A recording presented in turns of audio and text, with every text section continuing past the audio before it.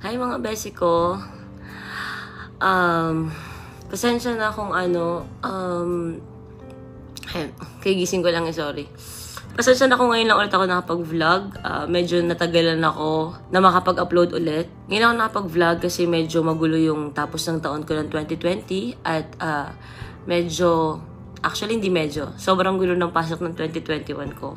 Kailangan ko lang mag-vlog syempre kasi paano ko ba sisimulan? Hindi ko makakwento sa inyo lahat yung detalye kung anong nangyari sa akin o anong nangyari sa pamilya ko, sa Toro family kasi medyo madami naguguluhan at madami nagme-message, madami nag-worry. Nagkaroon lang talaga ako ng moment na syempre napapagod din ako. Kailangan kong huminga. Then pagbalik ko, medyo nagkagulo-gulo. May mga tao akong nakaaway sa bahay. May mga tao akong nakikita niyo sa vlog ko at hindi nyo na sila makikita ulit sa vlog ko. To sa mga vlogs nila, sana supportahan nyo pa rin sila. Hindi ko na para sabihin dito sa vlog ko kung ano yung naging dahilan, ano yung nangyari. Ayoko kasing makasira ng pagkatao ng iba. Pwede ba yon?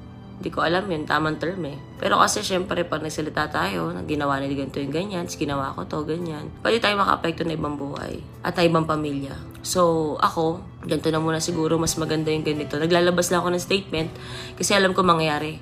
Sa mga comments nyo is, asa na si ganito, asa na si ganyan, ano nangyari kay ganito, ganyan, ganito. Ganun naman yan eh. Marami namang pagkakataon na kasama ko si ganito tapos bigla siyang nawawala. Tapos hanapin nyo, tapos magkakaroon ng issue. So this time, gusto ko lang i-clear. Yan. Ngayon 2021, halos ibang part ng Toro Fam ay pinalis ko na po sa bahay. Kasi syempre yun nga, sabi ko napapagod din ako. Hindi ko na rin kinakaya ibang bagay. Pero one thing is for sure, wala akong ginawang masama sa inyo. Wala akong pinakitang pangit sa inyo. Kung meron man siguro, may ugali din ako. Tao lang ako parang kayo. Pero medyo matindi, kaya again, wala kayong maririnig sa akin sa mga taong wala na sa bahay. Wala kayong maririnig sa akin. Wala. As in, wala. Parinig, wala. Pasipagod na ako dyan. Alam niyo na yun. At yun na nga, naglabas lang ako ng statement para clear tayo.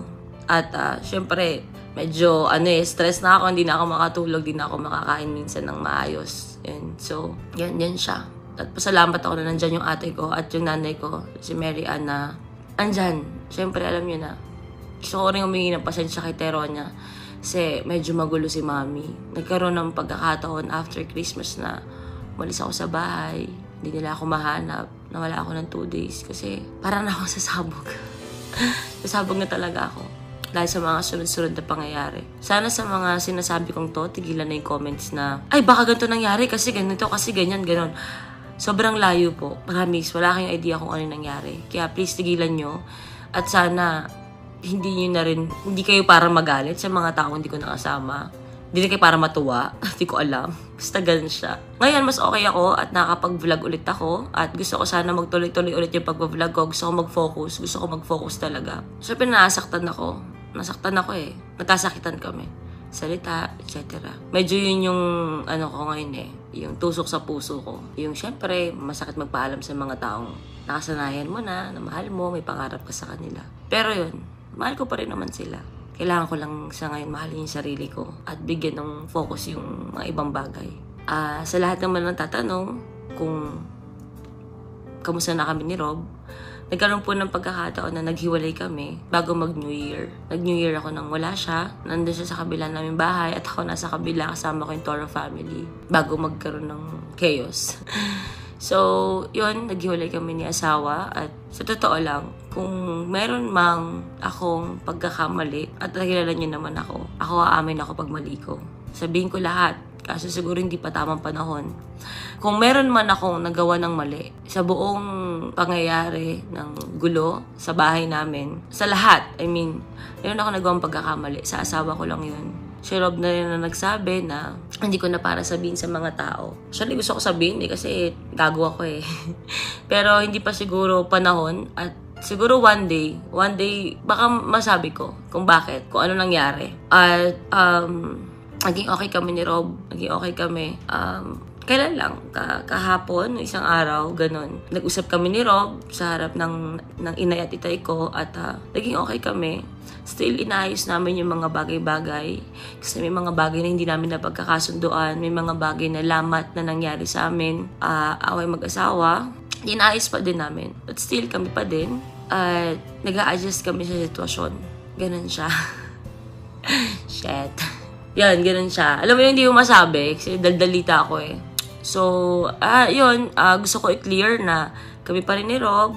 Hindi ko alam kung baka tinatry namin mag-rebuild ng relasyon. Ayun na asawa ko. Dito ka, Daddy. Dito ka. Hi ka lang. So, dumating ang asawa ko. Hello. Ayun. Bakit ano sinabi mo? Yun nga, sabi ko, yun, nagtatry kami mag-rebuild ng relationship namin kahit magulo yung sitwasyon. At, ayun, kami pa din ni Daddy. Di ko lang alam kung kailan niya ako iiwan. Ayun lang, so yun, kinlear ko lang na medyo naging magulo at pasensya na kung di ako nakapag-vlog. Pero yun, magko-focus na ulit ako. Medyo naging magulo. Sabi ko nga actually, medyo magulo yung tapos ng 2020. Pero yung 2021, sobrang naging magulo. Siya na lang ako sa mga tao na nagsistay ngayon sa buhay ko at gusto ko na lang mag-focus. Basta focus na lang muna tayo ng Daddy. Sa ibang bagay kay Teronia, di ba? Parang ang bigat ng vlog, no? Pero tinatry ko namang... Basta ganun, nag-vlog lang ako para maklaro. Tsaka nainis kasi ako sa mga tao. Nag-single kasi si Rob. Tapos nag-post din ako ng single mom. Nakakatawa lang kasi yung tao, para sa fame, gusto pasabog ang Toro family. Hindi ganun. Nagkakaroon din kami ng problema. Siyempre, relasyon to eh. Kayo din naman nagkakaroon kayo ng break kayo, bati kayo, away-bati, ganun. Hindi kami nagpapasikat. Tsaka, matagal akong pasikat, matagal akong papansin. Hindi na kailangan sabihin yun. Diba? Alam nyo naman na yun. So, yun. Alis na ako. Alis ka na?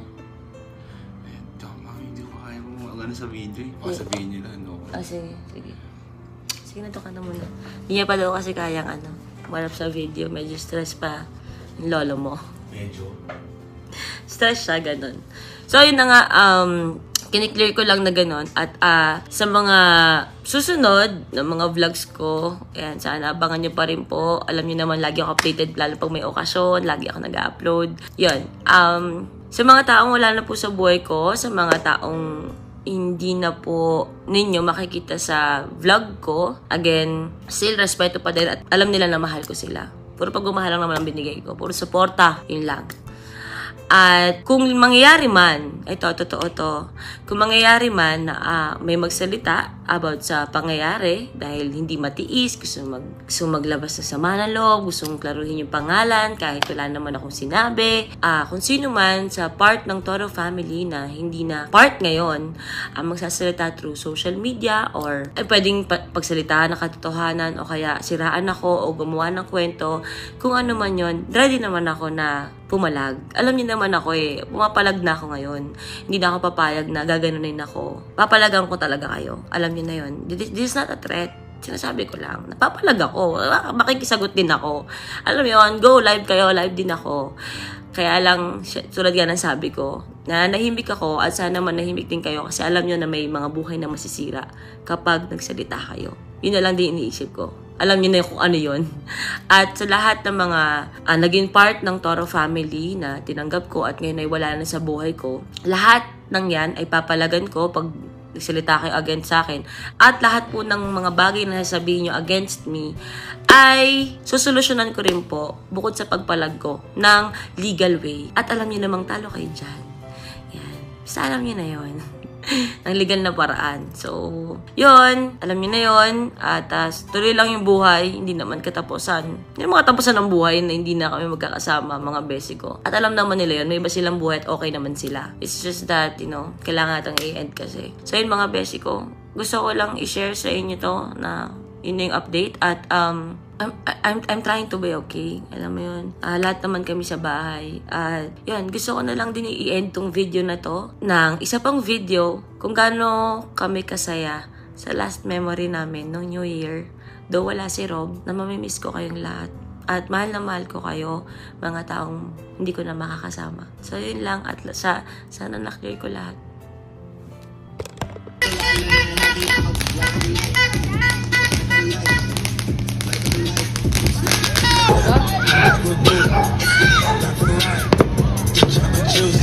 Ay, Teronia!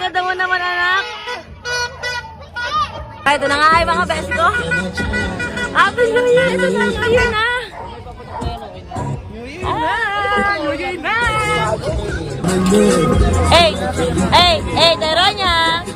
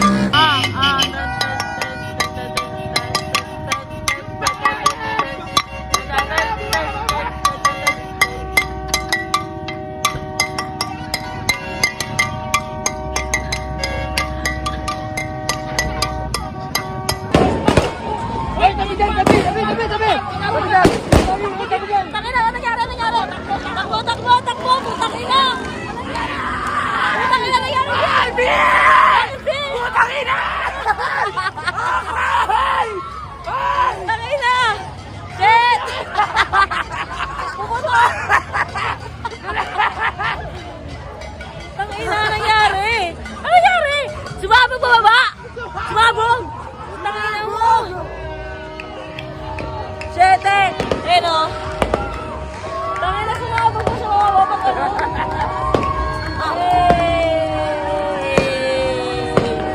Happy New Year! Ano yung asawa ko? Happy New Year, everyone! Sabi ko, winning kami ngayon, no? Eh. Sila oh!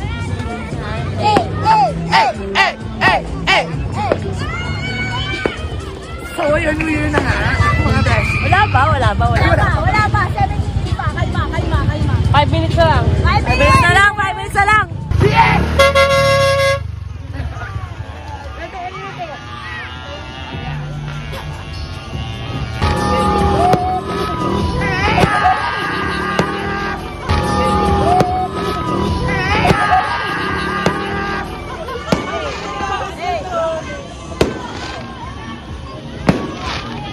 Happy New Year!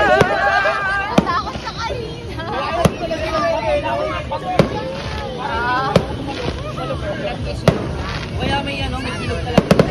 Happy New Year! Happy New Year! 3 minutes. 3 minutes na lang, 3 minutes.